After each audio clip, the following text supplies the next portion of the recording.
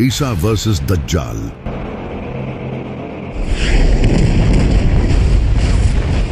Future की सबसे बड़ी जंग। आखिर किस तरह दज्जाल टेक्नोलॉजी का यूज करके लोगों को बहकाएगा और किस तरह हजरत ईसा अलैहिस्सलाम इसका मुकाबला करेंगे, चलें जानते हैं।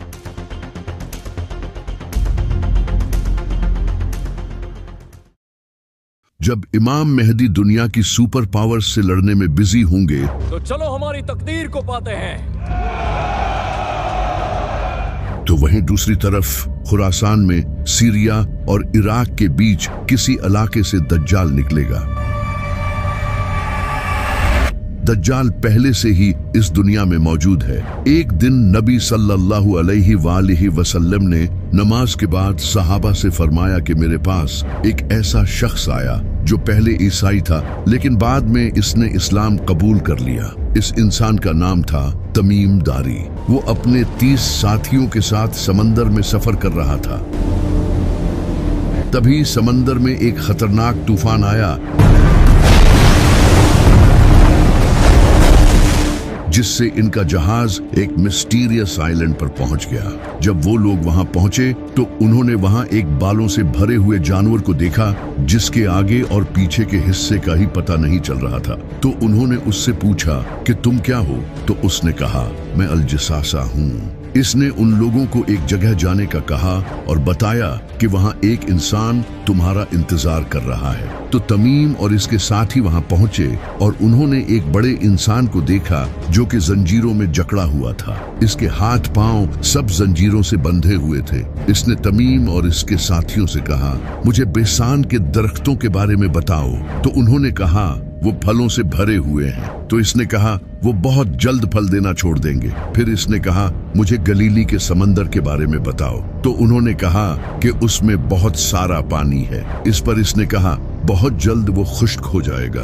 फिर इसने कहा मुझे जुगर के चश्मे के बारे में बताओ। तो उन्होंने कहा कि वो तो पानी से भरा हुआ है। तो इसने कहा वो भी बहुत जल्द खुश्क हो जाएगा। फिर इसने कहा मुझे उस नबी के बारे में बताओ, उसने किया है। तो उन लोगों ने इसे बताया कि वो मक्का से जाहिर होकर मदीना चला गया है। तो इसने पूछा क्या अरबियों ने इससे जंग की थी? तो उन्होंने कहा हाँ, लेकिन अगर वो उसे फॉलो करते तो ये उनके लिए बेहतर होता। इसके बाद उस इंसान ने इन्हें अपना नाम बताया और कहा मैं हूँ मसीह और बहुत जल्द मैं निकलूंगा और 40 दिनों में पूरी जमीन का सफर करूंगा, सिवाय मक्का और मदीना के, वहां जाने की मुझे इजाजत नहीं दी जाएगी। इसके बाद नबी सल्लल्लाहु अलैहि वसल्लम ने सहाबा को बताया कि वो दज्जाल था, यानी कि दज्जाल पहले से इस दुनिया में मौजूद है लेकिन बस इसका ज़ुहूर होना बाकी है।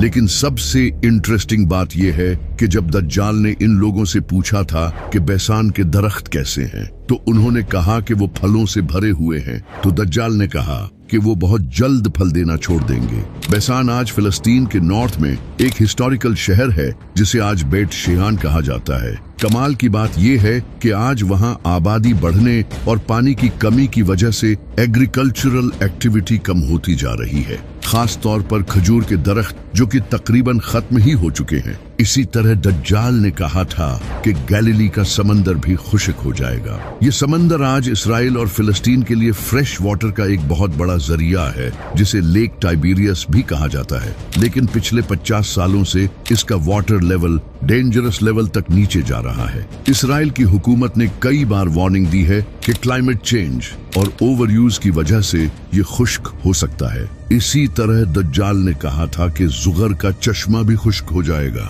जो कि आज जॉर्डन के डेड सी के करीब है। इस इलाके का स्प्रिंग सिस्टम भी क्लाइमेट चेंज और मिसमैनेजमेंट की वजह से कमजोर होता जा रहा है और जॉर्डन की वादियों के कई चश्मे पहले ही खुश्क हो चुके हैं और कई वीक हो चुके हैं। तो दज्जाल का आना बहुत करीब है और ये बात खुद ये यहूदी कहते हैं जो कि इसे अपना मसीहा मानते हैं। ये वीडियो देखो, इसमें ये जो इंसान आप देख रहे हो ये है रैबाए। ये यहूदियों का एक काफी बड़ा स्कॉलर है और ये कोई आम इंसान नहीं है बल्कि इसके अमेरिकन प्रेसिडेंट डोनाल्ड रीगन के साथ बड़े अच्छे रिलेशंस थे।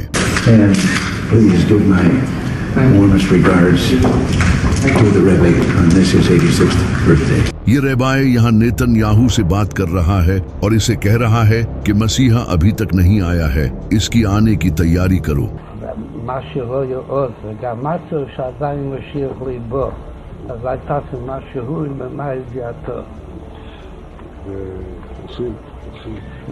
ये रेबाए आज के इजरायली प्रेसिडेंट नेतन्याहू को ये सब कह रहा है और इसी वजह से नेतन्याहू फलस्तीन में ये कत्ले आम मचा रहा है और ग्रेटर इजराइल बनाने के पीछे पड़ा है।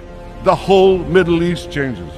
आप ये जानकर हैरान हो जाओगे कि ये नेतन्याहू वही इंसान है जो कि दज्जाल के आने का रास्ता बनाएगा, और ये बात यहूदियों के कई बड़े स्कॉलर्स मानते हैं, जैसा कि ये डोर बार लीब जो कि एक जूविश बिब्लिकल रिसर्चर है। इसका ये मानना है कि नेतन्याहू का ताल्लुक ज़करिया में लिखे हाउस ऑफ नाटन से है। ये दज्जाल से पहले आने वाला लीडर होगा। यहूदी इसे बाइबल में लिखे नेतन और शीमी से एसोसिएट करते हैं। इसी तरह यहूदियों के इसी रेबाए ने रिपोर्टेडली नेतन याहू को खुद ये बताया है कि वो इसराइल का वही लीडर है जो इनके मसीहा यानी कि दज्जाल को इसका असा देगा। इसी तरह यहूदियों का एक और रेबाए लेवे सुद्री, वो भी नेतन्याहू को किंग सॉल के बेटे जोनाथन से कंपेयर करता है, जो कि इनके मसीहा के रास्ते आसान करेगा। इनके और कई रेबाए का ये कहना है कि ये दज्जाल के आने से पहले इसराइल का आखिरी प्राइम मिनिस्टर होगा। और ये सब तो क्लियरली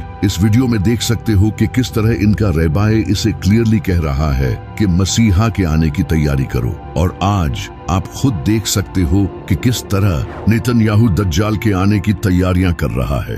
ये यहूदी दज्जाली सिस्टम ला रहे हैं जो कि न्यू वर्ल्ड ऑर्डर है। A new world order. A new world order. यानी कि पूरी दुनिया में एक ही हुकूमत, Where diverse nations are drawn together in common cause. एक ही करेंसी।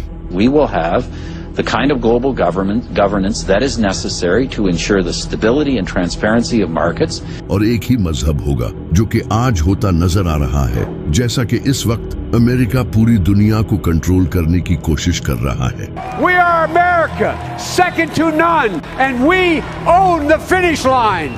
मिडिल ईस्ट पर ऑलरेडी अमेरिका का कंट्रोल है, सिवाय ईरान के यूरोप पूरा अमेरिका के साथ खड़ा है, जो कि आज आप यूनाइटेड नेशंस की शक्ल में देख सकते हो, जहां कई बड़े कंट्रीज एक ही ऑर्गेनाइजेशन के अंडर हैं। और इंटरनेशनल मॉनेटरी फंड को तो सबसे ज्यादा अमेरिका ही कंट्रोल करता है, यानी कि पूरी दुनिया में सिर्फ एक ही हुकूमत होगी, जो कि आज मोस्टली अमेरिका की ही है। The 21st century is going to be the American century. इसी तरह पूरी दुनिया में एक ही करेंसी होगी,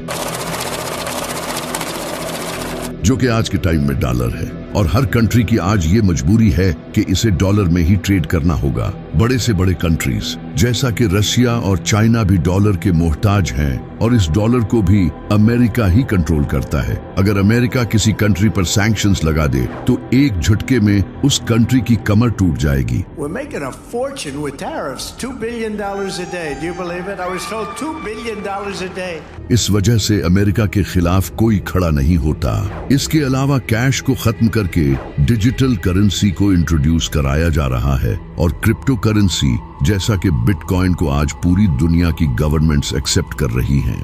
I became a fan of crypto. पूरी दुनिया में डिजिटल आईडीज और सर्वेलेंस सिस्टम लाया जा रहा है, जहां हर इंसान का डेटा हुकूमत के पास है। बायोमेट्रिक्स, आईडी कार्ड्स, इन सब से हुकूमत हर इंसान के बारे में जानती है। तो ये दज्जाली निजाम आज पूरी दुनिया में तेजी से बढ़ रहा है। इस सब के बाद एक दिन दज्जाल खुरासान से निकलेगा और इन इलाकों में अपना फितना फैलाना शुरू करेगा। वो मुर्दों को जिंदा करके लोगों को दिखाएगा और लोग उसे खुदा मानने लगेंगे। जिस साल दज्जाल आएगा उस साल बारिशें बहुत कम होंगी और पूरी दुनिया में ड्राउट होगा, फसलें नहीं उगेंगी और फूड की काफी शॉर्टेज होगी। लोग भूखे मर रहे होंगे। वो जहां चाहेगा बारिश बरसाएगा और जमीन को कहेगा तो जमीन इसके लिए सब्जियां उगाएगी, यानी कि वो नेचर को कंट्रोल करेगा। और ये सब वो एक टेक्नोलॉजी का यूज करके करेगा जिसे आज हम क्लाउड सीडिंग कहते हैं। Although cloud seeding cloud seeding. इस टेक्नोलॉजी को आज कई कंट्रीज यूज कर रहे हैं, जैसा कि दुबई, सऊदी अरब, चाइना और अमेरिका। इस टेक्नोलॉजी का यूज करके उन इलाकों में भी बारिश करवाई जा सकती है जहां फसलें नहीं उगती। इसी वजह से अरब कंट्रीज इस टेक्नोलॉजी पर हेवी इन्वेस्टमेंट कर रहे हैं, क्योंकि वहां बारिशें बहुत कम होती हैं। इसमें प्लेन्स के थ्रू बादलों में पार्टिकल्स छोड़े जाते हैं, जिससे बारिश होती है। पाकिस्तान ने भी क्लाउड सीडिंग का यूज करके बारिश करवाई थी। आज अल्हम्दुलिल्लाह पाकिस्तान की पहली आर्टिफिशियल रेन हो गई है। और इसी तरह दज्जाल भी मोस्ट लाइकली इसी टेक्नोलॉजी का यूज करके मौसम को कंट्रोल करेगा। इसी तरह दज्जाल मुर्दों को जिंदा करेगा। इमाम जाफर सादिक अलैहिस्सलाम ने फरमाया, दज्जाल एक इंसान से कहेगा कि अगर मैं तुम्हारे माँ बाप को जिंदा कर दूं तो क्या तुम मुझे खुदा मान लोगे? तो वो इंसान कहेगा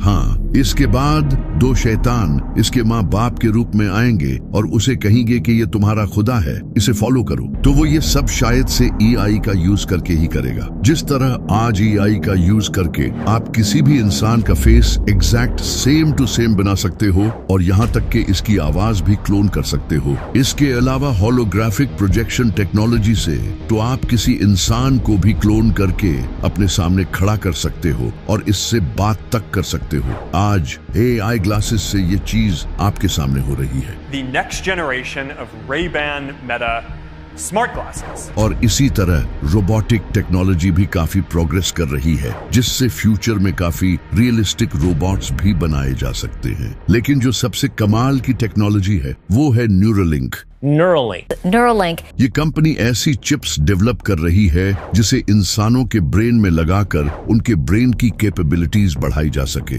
अब अगर किसी इंसान के ब्रेन में ऐसी चिप्स लगा दी जाए जिससे इसे किसी भी तरह का इल्यूजन दिखाया जा सके, तो इसे ये भी दिखाया जा सकता है कि इसके सामने इसके पेरेंट्स जिंदा हो रहे हैं। और कमाल की बात तो ये है कि न्यूरोलिंक ने इसे ह्यूमन पर सक्सेसफुली टेस्ट भी कर लिया है, और अब वो इसे और ह्यूमंस पर टेस्ट करने वाले हैं। दज्जाल भी इनमें से किसी एक टेक्नोलॉजी का यूज करके इल्यूजन क्रिएट करेगा। इसके साथ 70,000 यहूदी होंगे और इसके फॉलोअर्स में ज्यादातर औरतें और गरीब लोग होंगे जिनके पास ज्यादा इल्म नहीं होगा, और कई मुसलमान भी इसे अपना खुदा मान लेंगे जिन्हें दज्जाल का पता भी होगा, लेकिन फिर भी वो इस फितने में आ जाएंगे। नबी सल्लल्लाहु अलैहि वसल्लम ने फरमाया था कि आदम से लेकर दज्जाल तक इससे बड़ा फितना कभी नहीं आया, और कोई ऐसा नबी नहीं गुजरा जिसने अपनी कौम को दज्जाल से वार्न न किया हो। ये इतना बड़ा फितना होगा, यहाँ तक कि नबी सल्लल्लाहु अलैहि वसल्लम भी अपनी नमाजों में दज्जाल के फितने से अल्लाह की पनाह मांगा करते थे। इसी वजह से आप सल्लल्लाहु अलैहि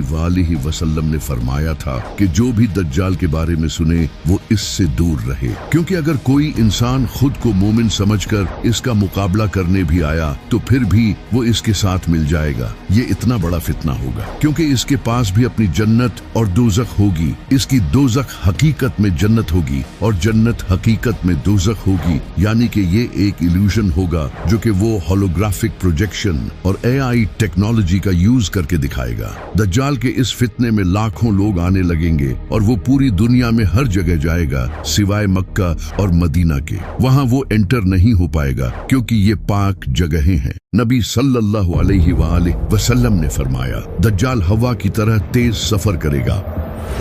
वो एक सफेद गधे पर सवार होगा जिसके कानों के बीच 40 बाजू जितना फासला होगा, जो कि ऑफ कोर्स एक प्लेन होगा जो कि इंसेनली फास्ट होगा। और आप ये भी जानते हो कि आज दुनिया के 99% प्लेन्स व्हाइट कलर के होते हैं, तो वो गधा एक्चुअली एक प्लेन ही होगा जिस पर दज्जाल सफर करेगा। इसकी एक आंख कानी होगी और इसके माथे पर काफिर लिखा होगा। दज्जाल पूरी दुनिया में फितना फैला रहा होगा, और वहीं दूसरी तरफ इमाम मेहदी कॉन्स्टेंटिनोपल को फतह करने के बाद दुनिया के सबसे पावरफुल इंसान बन चुके होंगे। आज हम दुनिया को झूठे और जालिम देवता से निजात दिला रहे हैं।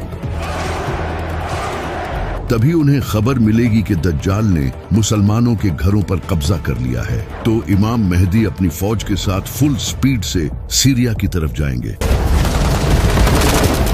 लेकिन जब वो वहां पहुंचेंगे तो दज्जाल सीरिया पर कब्जा कर चुका होगा। अब इमाम मेहदी के सामने दज्जाल जैसी ताकत होगी जिससे इनके लिए लड़ना काफी डिफिकल्ट होगा। तब अल्लाह एक ऐसे इंसान को इस दुनिया में भेजेगा जो कि दज्जाल का मुकाबला करेगा, जिसे अल्लाह ने कुरान में अपनी रूह कहा है, हजरत ईसा अलैहिस्सलाम। वो दमास्कस की ईस्टर्न साइड पर सफेद मीनार वाली मस्जिद पर 2 फरिश्तों के परों पर हाथ रखे हुए उतरेंगे। उन्होंने जाफरान से रंगे हुए 2 कपड़े पहने होंगे। इनके सर से पानी के कतरे गिर रहे होंगे। जिस मस्जिद पर हजरत ईसा अलैहिस्सलाम उतरेंगे उस मस्जिद में इमाम मेहदी अपनी फौज के साथ नमाज की तैयारी कर रहे होंगे। हजरत ईसा अलैहिस्सलाम मस्जिद में एंटर होंगे तो इमाम मेहदी उन्हें जमात करवाने के लिए आगे करेंगे। तो हजरत ईसा अलैहिस्सलाम कहेंगे कि इकामत तुम्हारे लिए हुई है, तुम इस उम्मत के लीडर हो। तो फिर इमाम मेहदी जमात करवाएंगे। नमाज के बाद इमाम मेहदी लीडरशिप हजरत ईसा अलैहिस्सलाम के हवाले कर देंगे। फिर हजरत ईसा अलैहिस्सलाम फौज तैयार करेंगे, क्योंकि दज्जाल के साथ भी बहुत बड़ी फौज होगी। इसके साथ दुनिया की गवर्नमेंट्स, टेक्नोलॉजी, सब कुछ होगा। हजरत ईसा अलैहिस्सलाम मुसलमानों को गाइड करेंगे। इन्हें देखकर मुसलमानों का हौसला और ज्यादा बढ़ जाएगा, क्योंकि अब इनमें एक नबी मौजूद होगा और शायद से हजरत ईसा अलैहिस्सलाम के पास कुछ स्पिरिचुअल पावर्स भी होंगी। इसी वजह से जब दज्जाल को पता चलेगा कि हजरत ईसा अलैहिस्सलाम इस दुनिया में आ चुके हैं तो वो भागने की कोशिश करेगा। नबी सल्लल्लाहु अलैहि वसल्लम ने फरमाया, हजरत ईसा अलैहिस्सलाम को देखते ही वो नमक की तरह पिघलेगा और इसी तरह वो मकामे लुद पर पहुंचेगा और भागने की कोशिश करेगा। मकामे लुद जहां आज इसराइल का बेन गुरियन एयरपोर्ट है, यानी कि वो किसी प्लेन में भागने की कोशिश करेगा, लेकिन हजरत ईसा अलैहिस्सलाम वहीं उसे नेज़े से कत्ल कर देंगे, जिसके बाद इसका खून बहेगा और ये जाहिर हो जाएगा कि वो कोई खुदा नहीं बल्कि एक धोखेबाज इंसान था। इसका सारा हाई टेक इल्यूजन खत्म हो जाएगा। दज्जाल की मौत के बाद इसकी आर्मी भी कोलैप्स हो जाएगी। बहुत से लोग इसे छोड़कर फिर से इस्लाम कबूल कर लेंगे, कुछ भाग जाएंगे और कुछ लोग जो दज्जाल के फॉलोअर्स होंगे वो बीमारी से मर जाएंगे। हजरत ईसा अलैहिस्सलाम और इमाम मेहदी भी लोगों को दोबारा से दीन की दावत देंगे। पूरा दज्जाली सिस्टम भी खत्म हो जाएगा। हजरत ईसा अलैहिस्सलाम उस वक्त दुनिया के सबसे बड़े लीडर बन चुके होंगे। वो नबी सल्लल्लाहु अलैहि वसल्लम की शरीयत के मुताबिक हुकूमत करेंगे। नबी सल्लल्लाहु अलैहि वसल्लम ने फरमाया, हजरत ईसा अलैहिस्सलाम इस दुनिया में इस तरह इंसाफ भर देंगे जिस तरह पहले ये दुनिया नाइंसाफी से भरी हुई थी। इसके बाद लोग दोबारा जंग नहीं करेंगे।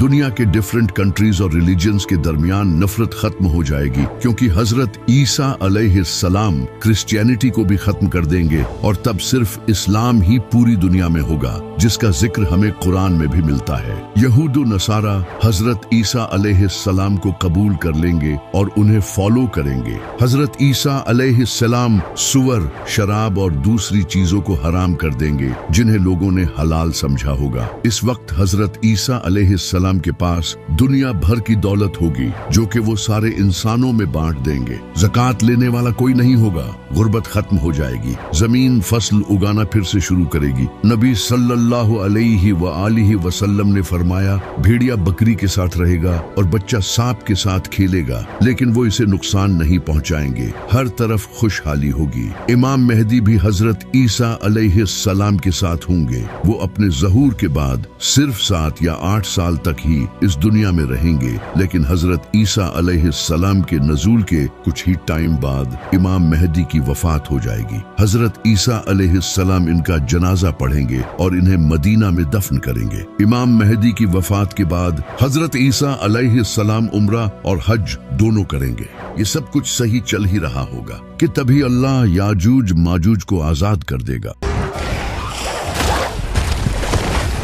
लेकिन ये सब जानने से पहले हमें आज से हजारों साल पीछे पर्सिया में जाना होगा, जब वहां एक नेक बादशाह की हुकूमत थी। जिसका नाम था जुल्करनैन, जिनके पास काफी इल्म था और वो इंसाफ से हुकूमत करते थे। इस बादशाह को कुछ लोग साइरस द ग्रेट मानते हैं। जुल्करनैन ने डिफरेंट कबीलों और कौमों को अपने अंडर यूनाइट करना शुरू किया और वो पूरी दुनिया में अपने इस मिशन के लिए सफर करने लगे। वो वेस्ट और ईस्ट में भी गए। यूं ही सफर करते हुए वो एक वादी पहुंचे जो कि 2 पहाड़ों से घिरी हुई थी। वहां जुल्करनैन को कुछ लोग मिले जो कि एक डिफरेंट लैंग्वेज बोलते थे। उन्होंने जुल्करनैन से कहा कि हम याजूज माजूज से बहुत तंग हैं, वो पूरी दुनिया में फसाद फैला रहे हैं। क्या आप हमारे और इनके दरमियान एक दीवार खड़ी कर सकते हो? हम इसके बदले आपको कुछ पैसे भी देने को तैयार हैं। तो जुल्करनैन ने कहा कि मुझे मेरे रब ने जो दिया है वो इन पैसों से कहीं बेहतर है, मुझे बस तुम्हारी मदद चाहिए। तो इसके बाद जुल्करनैन ने इनकी मदद से लोहे को पिघलाकर दीवार बनाना शुरू की और इन 2 पहाड़ों के दरमियान एक बड़ी लोहे की दीवार बना दी और इससे याजूज माजूज इस दीवार के पार कैद हो गए। जुल्करनैन ने दीवार बनाने के बाद लोगों से कहा, एक दिन मेरे रब का वादा पूरा होगा और ये दीवार टूट जाएगी। इसके बाद जुल्करनैन वापस चले गए और क़यामत तक के लिए वो दीवार मुसलमानों की गर्दन पर तलवार की तरह लटक रही है। लेकिन इमाम मेहदी की वफात के बाद ये दीवार टूट जाएगी।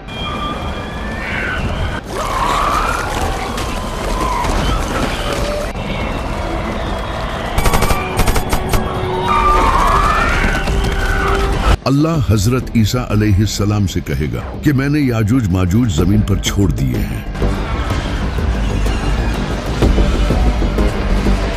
जिनसे कोई लड़ नहीं सकता, तो तुम मेरे बंदों को पहाड़ पर ले जाओ। तो हजरत ईसा अलैहिस्सलाम अपने साथियों को कोहे तूर पर ले जाएंगे, वही पहाड़ जहां हजरत मूसा अलैहिस्सलाम ने अल्लाह से बात की थी। याजूज माजूज पूरी दुनिया में तबाही मचाएंगे। वो पानी, फसल और जानवरों तक को खा जाएंगे। वो समंदर के पास से गुजरेंगे तो अगले लम्हे समंदर खुश्क हो चुका होगा। याजूज माजूज जमीन को तबाही से भर देंगे।